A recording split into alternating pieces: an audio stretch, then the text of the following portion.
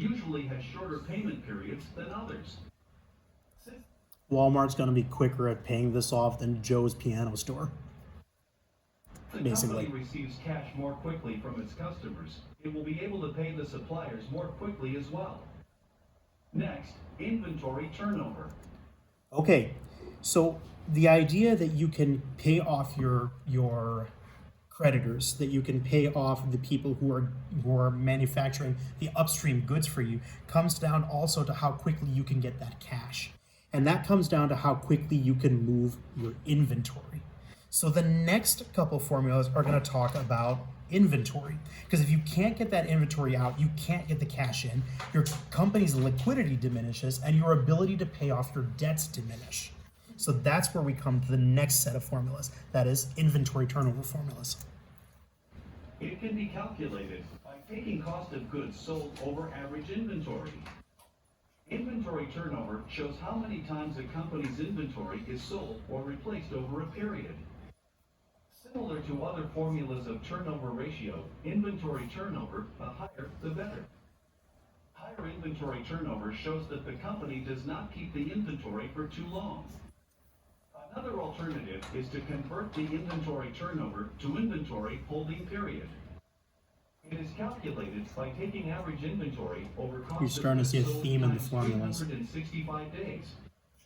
Inventory holding period shows the average number of days a company takes to sell its inventory.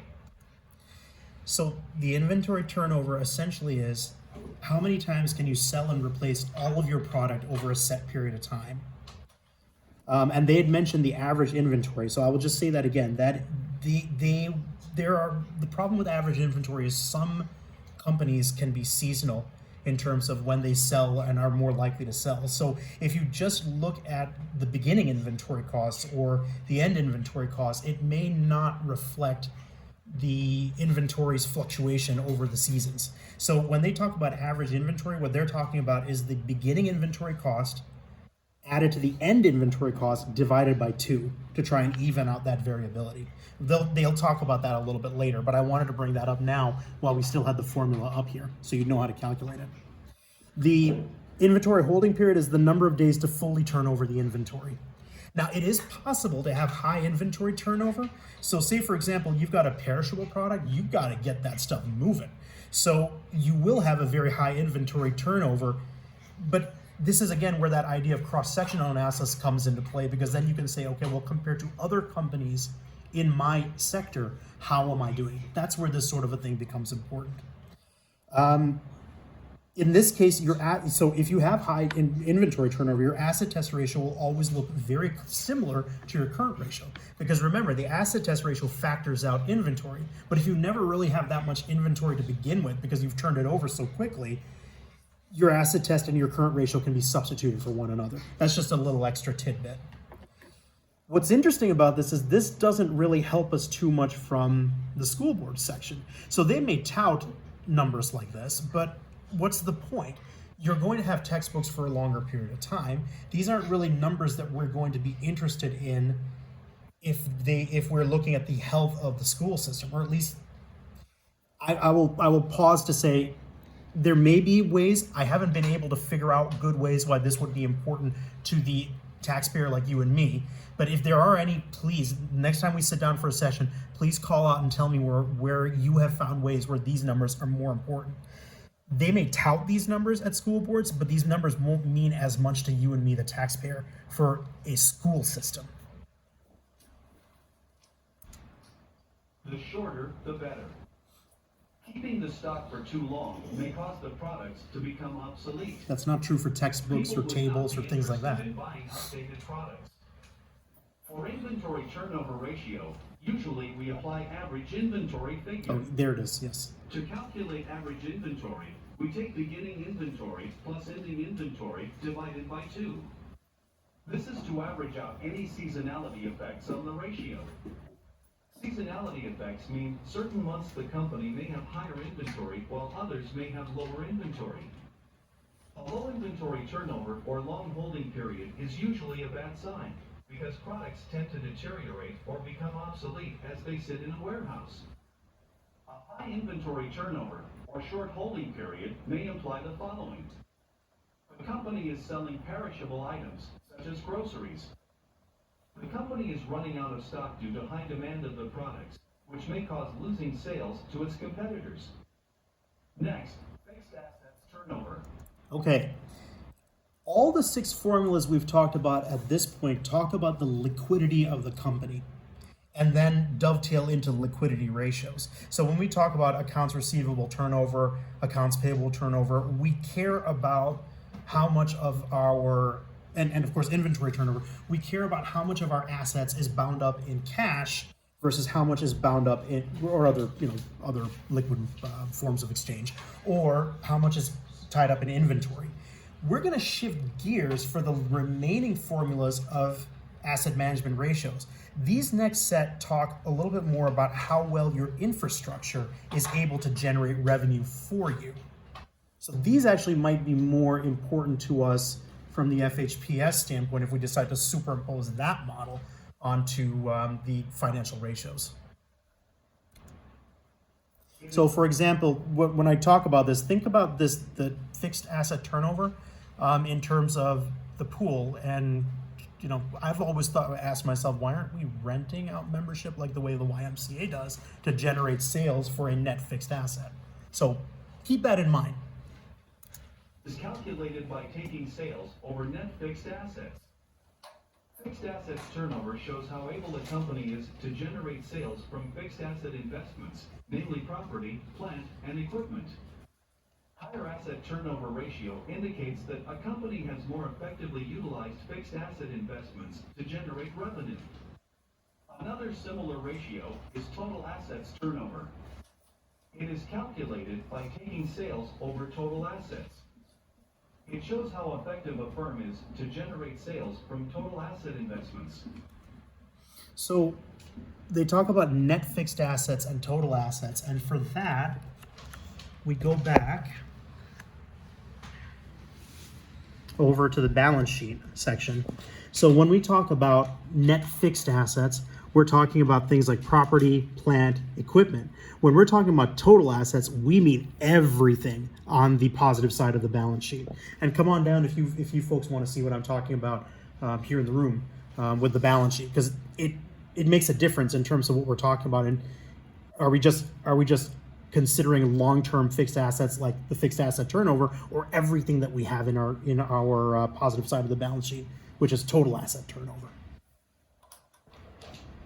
So let me move this back again.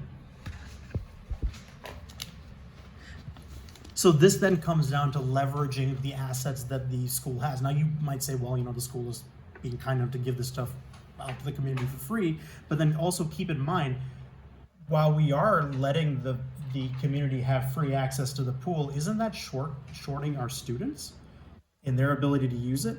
Particularly if we're not getting any sort of return on investment. It would make more sense, again, this is just me, it would make more sense to me if we were to actually rent membership out to the pool if we were gonna do that, so at least we could generate better fixed asset turnover for the school system. Either that, or at least let the students have first dibs on times for using the pool, since they made the pool such a big deal. And they're gonna make a new one. These ratios can vary widely from one industry to another. There are some factors affecting how much to invest in fixed assets. These factors include cost of assets required and how long to be used. The longer the assets will be used, the more it makes sense to invest in them. The depreciation policy, such as straight line method or accelerated method. If you have a utility meter like this on the side of your house, you can get paid to go solar. Naughty, naughty. For accelerated method, net fixed asset value may decrease more. Extent of assets being leased or owned. Leasing can be a good option if the company does not want to tie up too much cash in fixed assets. Technology used, for example, different companies in the same industry may adopt different technologies. The technology used can affect the efficiency of the assets and the overall productivity of the company. A manufacturing company may invest more in fixed assets, while a social media company, such as Facebook, may be lesser. That's why social media companies tend to have higher fixed assets turnover ratios, which is not comparable to other industries. So I want to pause for a second to give a real world example. If I remember correctly, at some of the board meetings, they had talked about using, was it solar panels that they were going to install in the schools that would become obsolete before they were fully paid off. In that sort of a situation, why are we putting so much of our capital into inventory that we buy when we could, in theory, be leasing it instead, since the technology is going to become obsolete anyway? So it's just food for thought about how this sort of ratios can be superimposed on what the school is doing and why certain moves that they're doing don't necessarily make sense when you consider the financial asset management ratios. The next category, debt ratio. Oh, Is sorry, we're on to debt leverage ratios, which is the third category. What do you say? Do we call it a day or do we push on? How do you folks feel? You're here. Okay, soldiering on. So remember, debt leverage ratio is going to talk about both long-term and short-term liabilities. is also known as leverage ratio. Debt is long-term or short-term liabilities. Debt ratio measures the degree to which a firm is employing financial leverage. Firms with high debt offer less protection to the creditors in the event of bankruptcy. To calculate debt ratio, we take total debt over total assets. For this ratio, we can't say higher or lower is better. Higher debt ratio means the company has higher financial risk, while lower debt ratio shows lower financial risk. Bondholders and creditors are interested in this ratio, as this ratio tells them how much risk they are facing if they invest in this company. So here's the question that comes up. Why isn't it better to have less total debt necessarily than total assets? Why isn't it better to drive this number down as much as you can? It really depends on what you're doing with the debt. So if you've taken out the loan, that is your debt, that you are now going to sink into infrastructure that will generate you more money in the long run, having a high debt ratio doesn't really matter as much because you know that you'll be able to generate the revenue later to pay it off. But if your debt is tied up in frivolous garbage that doesn't generate revenue to pay off those debts, that's where the debt ratio becomes a problem. So you have to really weigh what is the debt being, or the debt, in this case, the loan that was taken out, being sunk into. And that's where that nuance comes in. And that has implications too with places like the school board. They just took out a bond. Where are they sinking that money into? Is it something that can generate money and is self-sustaining over time? Is it something that will generate tangible results that are worth losing that money for? In other words, better student grades and better student knowledge. Because, hey, between you and me, I'm willing to give up that money if grades and knowledge improve. Low debt ratio is preferable as it provides more protection to the bondholders and creditors in the event of liquidation or any financial problem. High debt ratio means high fixed interest charges. Firms could be unable to make interest payment in the event of economic recession or during low seasons. Low seasons happen when the company has low revenues. Next, debt to equity ratio, calculated by taking total debt over common equity. It measures a company's debt relative to the total value of its stock. A high debt to equity ratio generally means that a company has been aggressive in financing its growth with debt. For taking higher debt, the company can invest in more projects so that it will have higher earning potential. Eventually, it will be benefiting shareholders. However, if the cost of debt is higher than the return, which means what the company pays is higher than what the company earns, then the shareholders' value would be badly affected. Let's unpack this, because that's a lot. We have to go back to the balance sheet for this one. And so I'm going to move this over again and start pointing things out. So when we take a look at the balance sheet right here, when we talk about debt to equity ratio, we're saying that it's total debt divided by common equity. Equity is essentially, in this case, common equity is essentially what the common stock is worth. So if this ratio is high, that means that in order to grow the company, so the stock value is what it is now, you've increased the numerator, which means you've increased total debt. You've basically taken on a lot of debt in order to increase the common stock value. This is going to be okay if the loan money can be used to increase earnings. But if you can't service the debt with your earnings returns, the ratio will quickly increase further and further and further. And that could lead to bankruptcy for the company. So that's why you typically want to keep the debt to equity ratio as low as you can.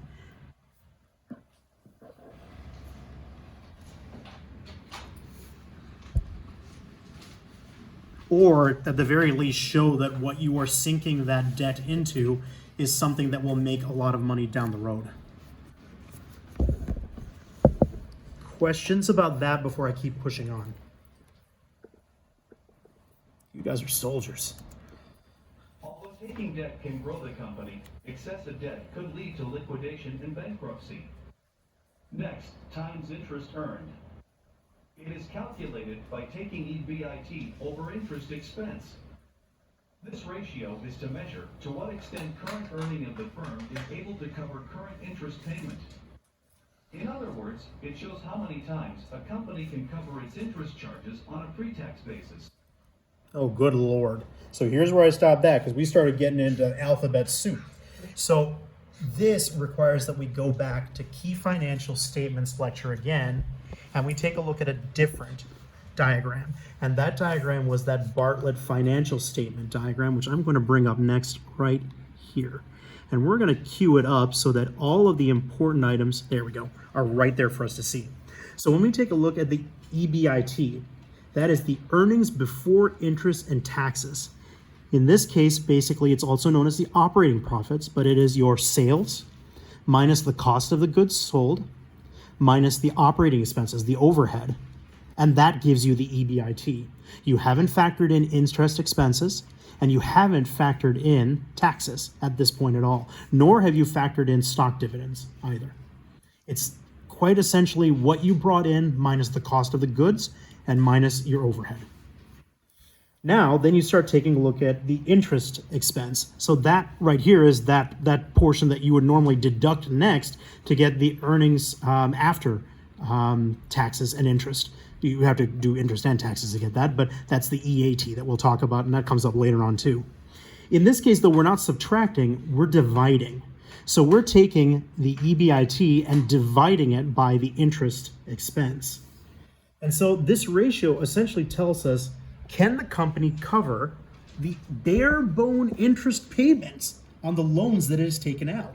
You must always have this number greater than or equal to 1. Otherwise, this company is operating at a loss and will eventually go into bankruptcy if they can't turn this around and improve their EBIT to greater than the expenses of their interest.